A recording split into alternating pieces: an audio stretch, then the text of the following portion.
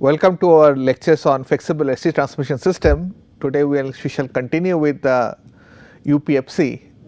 So, we have started discussion on previous class on the control structure. Let us continue with it, and we have already told that with the suitable control, the UPFC can cause series injected voltage vector to vary rapidly and continuously in magnitude and angle as desired. So, it can control by series injections, and voltage and angle it can manipulate by the voltage source converter, and accordingly it can change magnitude as well as the phase as desired. So, due to this so it can inject both in phase, both in actually not only quadrature and phase, in any magnitude and the any angle, and thus we have a considerable advantage of UPFC. It is not only able to establish an operating point within the wide range of possible P and Q condition on the line, but also it has the inherent capability of transition rapidly from one such achievable operating state to the another such operating state. So, if you wish to change of power in the transmission line from the point P1 to P2, this device can ensure that it reaches the point in a fastest possible way. So, you can have we have discussed the series, different kind of series compensations. There you cannot independently control P and Q. Here there is a big advantage, you can shift the operating point from one P and Q point to another P and Q point, and that transmission can be very fast. The control of the UPFC is based upon the vector control approach, that is since we have take the magnitude and the phase of the voltage while injecting a particular voltage, for this reason we call it is a vector control approach. The term vector is used instead of the phasor in this section to represent the set of instantaneous phase variable. These are voltage, current, and whose total sum is actually 0 for balanced 3 phase 3 wire system. And the symbols, this V delta and I delta are used for the voltage and current vectors.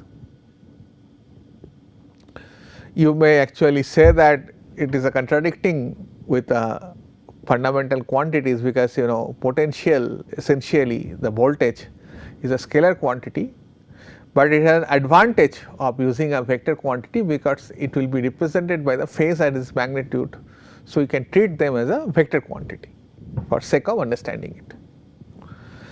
These vectors are not stationary and are the rotating, but moves around the fixed point in the plane as the values of the phase variable changes, describing desired trajectories, which because actually circles, if we shall plot the P and Q, and we will see that actually the locus of control of those UPFC, and the trajectory can be any conic section, ellipse, circle, and we will see that how it will be generated in few minutes, identical to this obtained in the phasor, when the phase variable is represented by a balanced steady state condition. These vectors are an orthogonal coordinate system with P and Q axes such that the P axis is always coincide with the instantaneous voltage vector V, and the Q axis with the quadrature with it. In this component, in this case coordinate system, the P axis current component is actually the in phase component, that is IP, accounts for the instantaneous real power, and Q axis current component IQ for this reactive power. Under balanced steady state condition, p axis and the q axis component of the voltage and current vector are a constant quantity. So, that is thus actually the amount of the p and q, the reactive power and the real power required to be constant. These characteristics of the described vector representations makes it highly suitable for the control of UPFC by facilitating the decoupled control of real and the imaginary power. So, we shall separate control on PQ in real and the imaginary. Thus, we shall establish the network. The UPQC control system may be divided functionally into internal or the converter control and the functional operational control. The internal control operates the two converters so as to produce the commanded series injected by the voltage, simultaneously draw the desired shunt current. The internal control providing gating signal to the inverter valve, so that the converter output voltage will be properly respond to the internal reference variables such as IPRF, IQRF and VQRF. This series converter responds directly and indirectly to the demand for the series voltage vector injection. Shunt converter operates under a closed loop current control structure, whereby the shunt, real and reactive power components are independently controlled. So, what else? The shunt real power is dictated by another control loop that acts to preset the voltage level of the DC link, thereby providing the real power supply or the sink needed to support the series voltage injection. So, we have another loop. That means, the control loop for the shunt real power ensures the required real power balance between the two converters. As mentioned in case of UPFQC, so it is same for the UPFC previously, the converter does not and exchange the reactive power through the link. The external or the operational functions of the control defines the functionally operating mode of the UPFC and is responsible for generating the internal references. So, this is the actually the control. So, you have a series and you got a shunt converter, you will sense SH and V1 and actually you will sense the V reference. From these things actually you have actually V reference here and you sense the actual VDC, and thus you maintain the DC link voltage. Maintenance of the DC link voltage is a task of the shunt filter, and also you got IQ ref, so that it will inject the IQ ref and make the current in phase with the voltage, and this will be actually the voltage V1 and V2, and you have a VQ ref to have a desired power flow from this UPFC. So, for this reason it will inject the PQ in some phase and magnitude, so that you send a here sending P1 and P2. So, here it will be changed to desired P and Q. The functional operating mode and the compensation demands represented by external reference input can be set manually by the operator or dictated by the automatic system optimization control. Either it will be sent by the users or this is the power demand, or you require to optimize your network, cost optimization or the efficiency optimization or loss optimizations. Control made to specific operating and the contingency requirement. The capability of unrestricted series voltage injections through independently controllable reactive power exchange offered by the circuit structures of two back-to-back converter facilitates several operating and control mode for the UPFC. These include the option of the reactive shunt compensation and the free control series voltage injection according to a prescribed functional approach selected for the power flow control. So, this is the overall structures of the UPFC that we have discussed already. Essentially, this is a shunt compensations. So, you have actually reference of ISH that required to be injected, and you require to maintain the DC bus voltage, and you have a operator inputs and the power system variables, and they will feed the data of V1 reference, ISH reference, that is VQ, that is injected voltage reference, that is impedance reference, conductance reference, power reference, or the reactive power reference, and these are the actual values required to be sensed. You require to sense to at least two current or 3-phase 3-wire system. Mostly our transmission lines are 3-phase 3-wire. So, it will be ISH and the VDC, and thereafter you will have to sense the current I at this point as well as the two voltages V1 and V2, assuming that it is a 3-phase 3-wire system.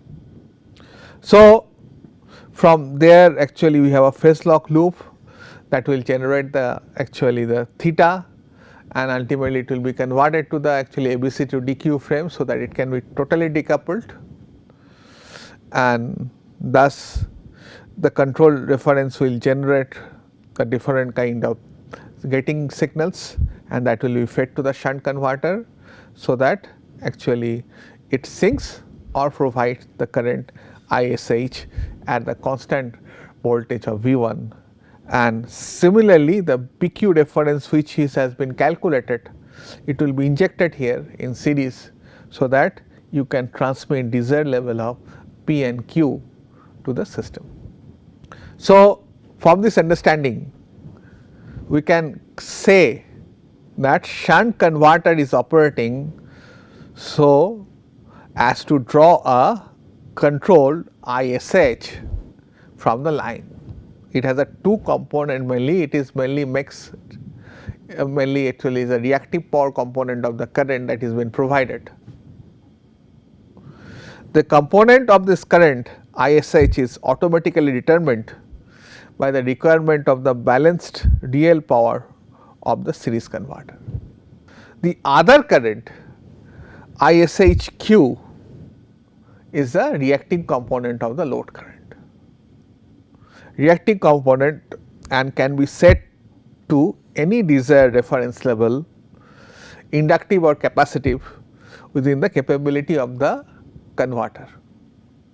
The reactive compensation control modes of the shunt converter are very similar to those commonly employed for the STATCOM and the conventional static var compensator.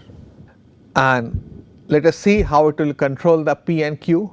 So, that is actually reactive, this is actually Q control, similarly we have P control. In this mode, the reference input is an inductive or the capacitive var requests, mostly it is inductive. The shunt converter controls translate the var reference into a corresponding shunt current requests and adjust the gating converter to establish the desired current. The control in a closed loop arrangement uses current feedback, signals obtained from the output currents of the shunt converter to enforce the current reference.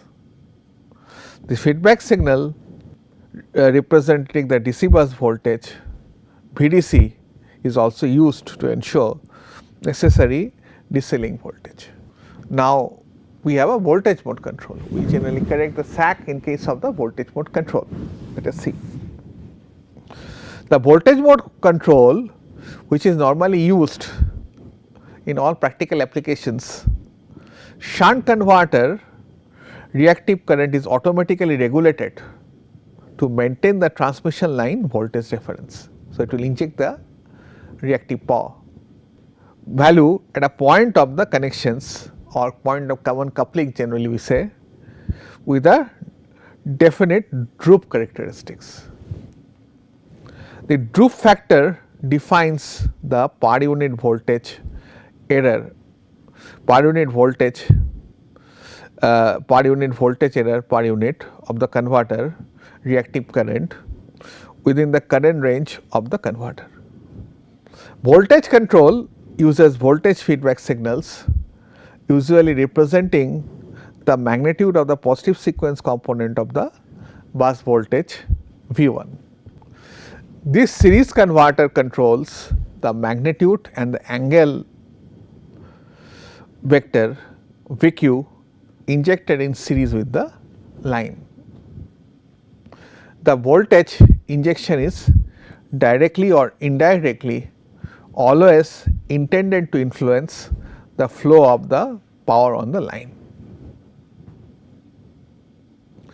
VQ is dependent on the operating mode selected for the UPFC control flow. The direct voltage control mode, there is a one case that is called direct voltage control mode. Series converter simply generate the voltage vector, that is PQ, with the magnitude and the phase angle requested by the reference input. The operating mode may be advantageous when the separate system optimization control coordinates with the operations with the UPFC and other fax controllers employed in the transmission system. Special functional cases of direct voltage injections include those having dedicated control objectives. When the injected voltage vector PQ is kept in phase with the system voltage for the voltage magnitude control or in quadrature with the controlled quadrature boosting or the quadrature with the line current vector to provide controllable reactive power compensation. Bus voltage regulation control mode. The injected voltage vector PQ is kept in phase with the input bus voltage vector V1 and its magnitude is controlled to maintain the magnitude output, but voltage vector V2 at the given reference value. Line impedance compensation mode. The magnitude of the injected voltage vector VQ is controlled in proportional to the magnitude of the line current I, so that the series insertion emulates an impedance when viewed from the line. The desired impedance is specified by the input in general. It may be a complex impedance with resistive and the resistive and the reactive component of either polarity. The special case of the impedance compensation occurs when injected voltage is kept in quadrature with respect to the line current to emulate purely reactive, that is capacitive on the inductive compensation. This operating mode may be selected to match the existing series capacitive and the line compensation of the system mode. So, both can be coupled together. Another is actually the phase angle regulation mode. You can this UPFC can act as a PAR. So, injected voltage the PQ is controlled with respect to the input bus vector V1, so that the bus voltage V1 is phase shifted without any change in magnitude relative to V1 by an angle specified by the reference input. One special case of the phase shifting occurs when PQ is kept in quadrature with V1 to emulate the quadrature booster, that we have already discussed in case of the series compensation. Now, this is the power flow control. We want that actually amount of the power flow through the line can be controlled by the UPFC. Thus, it is automatic power flow control mode.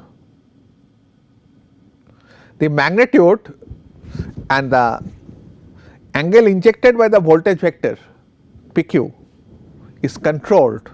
So, control has to force that the line current vector I result in the desired real and the reactive power flow through the UPQC.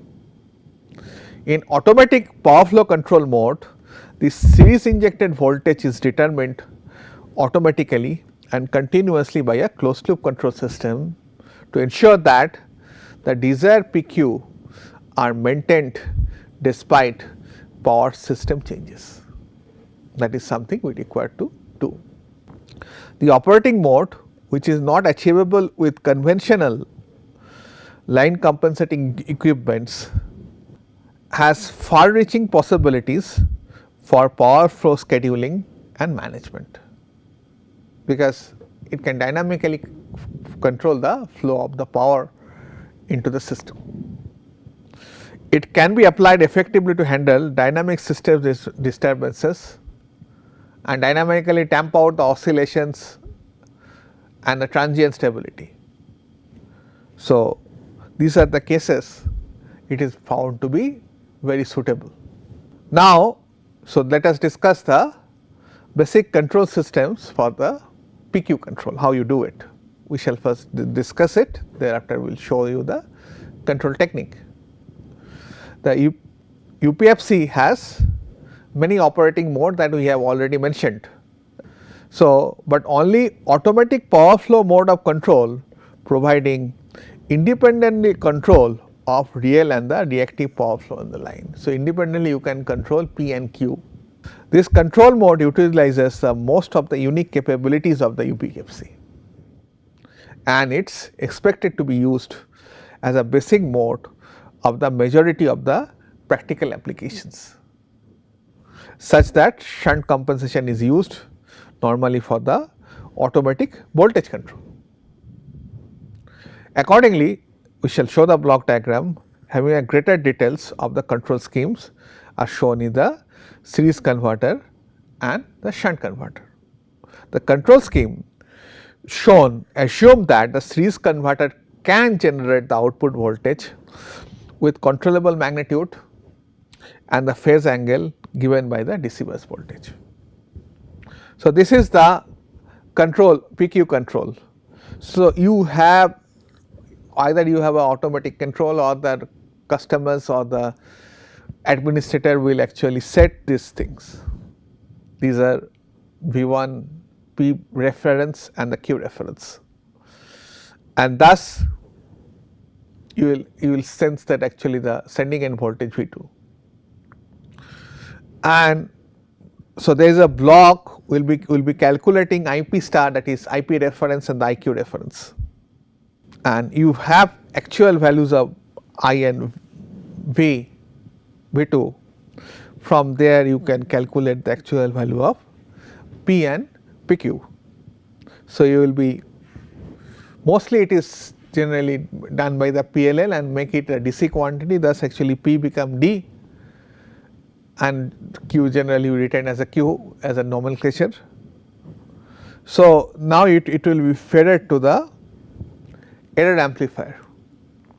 Error amplifier is essentially an PI controller or PID controller in most of the applications. So, there will be a voltage limiter because error can go very high and low. So, you have to truncate the error, and it will take these inputs also from the sensors. There is sending end voltage, actual receiving end voltage, and I. So, these are the, based on that these two calculations will be made and will compare, and from there actually it will estimate that value of the Vp and Vq of required to be injected by the series injector. And you will have a phase lock loop, you can have a phase lock loop to be fitted here also, and then it will become all is operating in a DQ mode. Otherwise, it can go like this. Magnitude and the phase angle of the computer, basically it will check the magnitude V Q and the Vp, and angle and tan phi will be basically, tan rho will be basically Vq by Vp, and you will add the phase with it, or then you have to convert it into the, and thus you get a PQ with an angle to be injected, that is theta plus rho. So, this voltage will be injected by your series regulator. This is the control of your automatic power flow control. So, the control schemes for the shunt active power filter assume that the converter can generate output voltage with controllable magnitude and angle. However, this is not always the case, since the converter losses and the harmonic can reduce the allowing the DC level voltage, DC link voltage to vary according to the prevailing the shunt compensation demand. So, we have to actively compensate the DC link voltage. Although the variations of the DC link voltage inevitably reduce the attainable magnitude of the injected series voltage when the shunt converter is operated with high reactive power absorption. In many applications, this may be acceptable trade off. So, we have to set a limit on it. So, this is the actually the basic control of the PQ, and this is the sense voltage V1 of the sending end voltage and the voltage magnitude, and you will have a Vref. So, from there you got a error of the PI controller, and you have to maintain the DC link voltage. So, this is VDC ref minus VDC minus. So, you got an error amplifier, and this is for to meet the losses due to harmonics and the switches, and this will be the reactive power, and ultimately this value will be the ISHQ. This is the shunt part of the system, and thus you compute the ISH, that reactive power component of the computer, assuming that we have predominantly reactive power. So, you have ISHP and ISHQ. So, this ISHP in phase component will be added with the loss component of it. So, ultimately it will give you ISHP, and both will be fed to the error amplifier, and from there we will compute the magnitude of it, and you have a phase lock loop. From phase lock loop we will compute theta and this alpha, then this theta and alpha will be added to give the desired the phase shift, and ultimately this current will be converted to the equivalent voltage of VSHs, and you will be fit that logics into the converter to compensate for the shunt compensation. Thank you for your attention. I will continue to your next lecture with UPMC